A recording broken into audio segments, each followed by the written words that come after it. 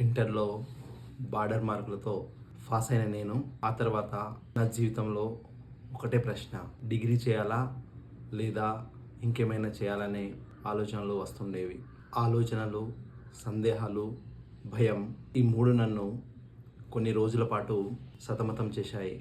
కానీ ఫైనల్గా ఒకటే డిసైడ్ అయ్యా, మళ్ళీ బాగా చదవాలి, ఏదైనా సాధించాలనే పట్టుదలతో డిగ్రీ చేద్దామని ఫిక్స్ అయిపోయా.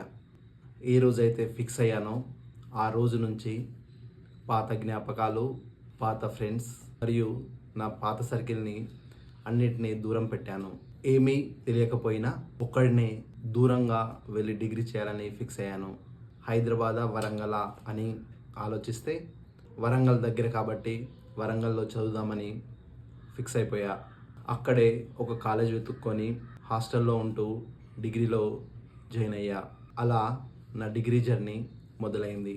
మరి నేను వరంగల్లో ఏ కాలేజీలో చదివాను, నా లైఫ్ అక్కడ ఎలా సాగిందో నెక్స్ట్ వీడియోలో తెలుసుకుందాం.